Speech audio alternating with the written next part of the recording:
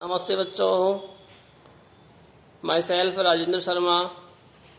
मैं आपको क्लास 7 की विषय संस्कृत के वर्ण विचार प्रकरण के बारे में बताने जा रहा हूँ। जैसा कि आपको मालूम होगा कि पिछले वीडियो में हमने व्यंजन वर्ण यानी वर्ण विचार का सेकंड टॉपिक व्यंजन वर्ण पढ़ा। इसमें हमने व्यंजन वर्णों की परिभाषा, उनकी उदाहरण एवं उनके प्रकार आदि को पढ़ा। इसमें देखिए व्यंजन वर्ण के 4 प्रकार बताए गए, क्रमशः स्पर्श व्यंजन, अंतःस्थ व्यंजन वर्ण, ऊष्म व्यंजन वर्ण एवं संयुक्त व्यंजन वर्ण। जिसका पहला टॉपिक स्पर्श व्यंजन पढ़ा हमने, तो ये व्यंजन वर्ण कैसे में तक 25 होते हैं। अंतःस्थ व्यंजन वर्ण, इनकी संख्या कुल 4 होती है, जो कि ये र ल व आदि होती हैं। ऊष्म व्यंजन वर्ण, इनकी संख्या भी कुल 4 होती है, जो कि स श स है होती है। तथा संयुक्त व्यंजन वर्ण भी 3 प्रकार के माने मुख्य रूप से। इसमें क्ष त्र ज्ञ ये शामिल किए गए हैं। इसके बाद इसके अलावा हमने स्वर वर्णों में भी संयुक्त वर्ण पढ़े, जो कि ए ऐ ओ औ आदि हैं। तो स्टूडेंट्स, आज हम वर्ण विचार के नए टॉपिक अयोगवाह वर्ण की इस वीडियो में चर्चा करेंगे। तो बच्चों, आज हम पढ़ेंगे वर्ण विचार के पार्ट नंबर 3 अयोगवाह वर्ण के बारे में। तो आइए स्टार्ट करते हैं अयोगवाह वर्ण पढ़ना।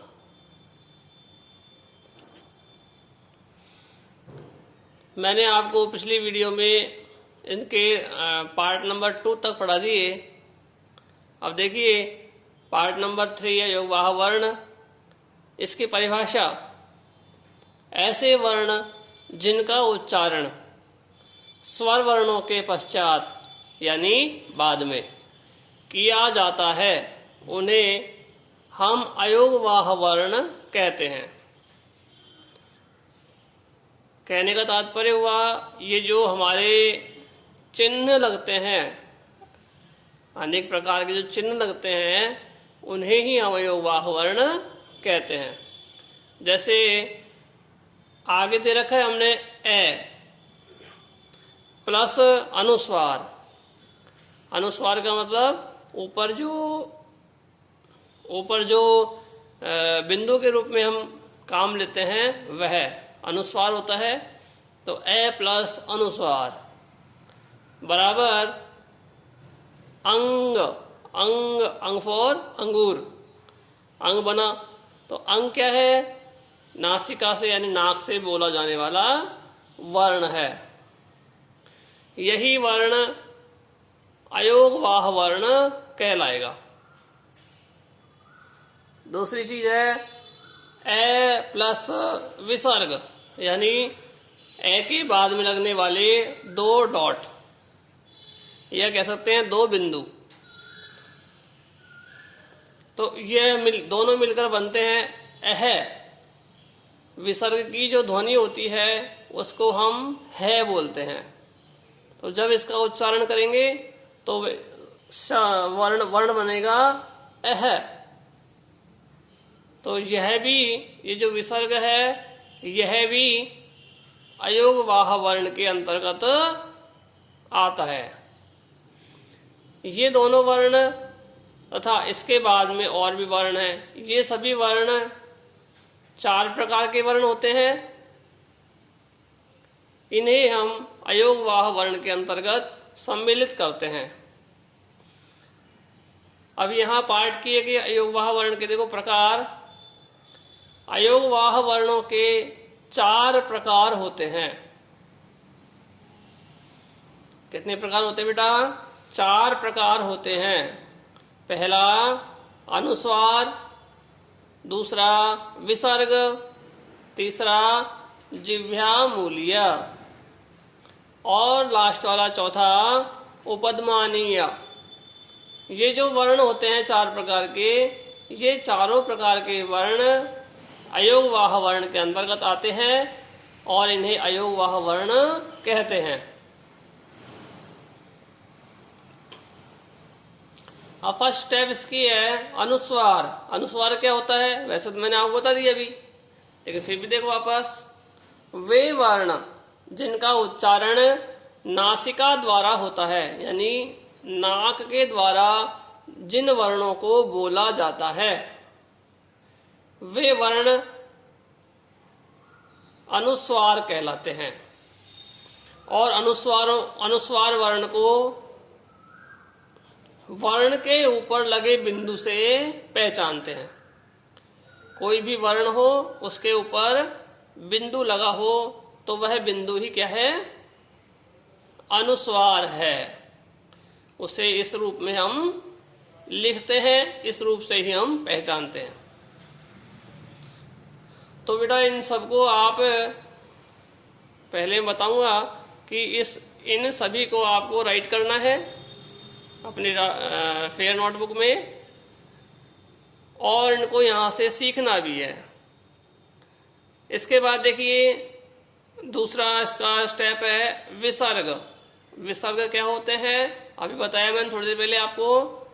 देखिए वे वर्ण जो 2 बिंदुओं के रूप में वर्णों के पीछे लगते हैं या जुड़ते हैं। वे वर्ण जो 2 बिंदुओं के रूप में वर्णों के पीछे लगते हैं या फिर जुड़ते हैं, उन्हें हम क्या कहते हैं? विसर्ग कहते हैं। अब विसर्ग क्या है? देखिए जैसे ए प्लस 2 बिंदु हैं, डॉट्स हैं, बराबर ए के बाद विसर्ग लगाएंगे तो बनेगा एह। यही विसर्ग कहलाएगा। दूसरा राम के पीछे, यानी राम प्लस विसर्ग, 2 बिंदु दे रखी है, लगा रखी है, इससे बना राम है। तो यह भी जो वर्ण है विसर्ग कहलाएगा। और विसर्ग को हम है की ध्वनि से पहचानेंगे। बोलेंगे तब तो है की ध्वनि का उच्चारण करेंगे, और लिखेंगे तो फिर 2 बिंदुओं के रूप में लिखेंगे। यही विसर्ग का नियम है। इन्हें ही हम विसर्ग कहते हैं। नेक्स्ट बिंदु, इसका नेक्स्ट बिंदु है जिह्वामूलीय, यानी थर्ड पार्ट। जिह्वामूलीय किसे कहते हैं?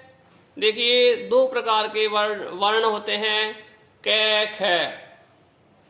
कै ख के आगे लगने वाले इन चिन्हों को ऐसे 2 कॉमाज, उल्टे सीधे 2 साइन लगे हो तो उन्हें हम जिह्वामूलीय कहते हैं। जैसे कै के आगे साइन लग रहा है, ख के आगे भी साइन लग रहा है, तो इन्हें ही हम क्या कहेंगे? जिह्वामूलीय वर्ण कहेंगे।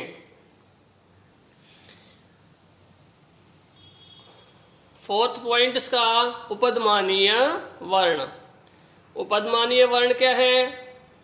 पै फै के आगे लगकर यही चिन्ह उपध्मानीय वर्ण बनाते हैं। ये जो पै और फै है उसके आगे ऐसे चिन्ह लग जाएं तो उन्हें हम उपध्मानीय वर्ण कहेंगे। देखिए अब दोनों में अंतर क्या हुआ? जिह्वामूलीय एवं उपध्मानीय। दोनों में अंतर हुआ, यदि कै खे के आगे ये चिन्ह लगते हैं तब तो जिव्यामूलीय कहलाएंगे ये चिन्ह, और यही चिन्ह यदि पै फे के आगे लग जाए तो ये फिर उपधमानीय वर्ण के अंतर्गत गिने जाएंगे। तो बच्चों आप सीख गए होंगे अनुस्वार क्या होते हैं, विसर्ग क्या होता है, जिव्यामूलीय वर्ण कौन कौन से हैं, उनका साइन क्या है, उपधमानीय वर्ण कौन से हैं, उनका साइन यानी चिन्ह क्या है। हमने आज इस वर्ण विचार का थर्ड टॉपिक अयोगवाह वर्ण पूरा किया। अब हमारा वर्ण विचार टॉपिक जो है जो कंप्लीट हो चुका है। नेक्स्ट वीडियो में मैं आपके सामने नेक्स्ट टॉपिक पढ़ाऊंगा, उसको उस वीडियो में ही मैं आपको बता दूंगा। Thank you all of you.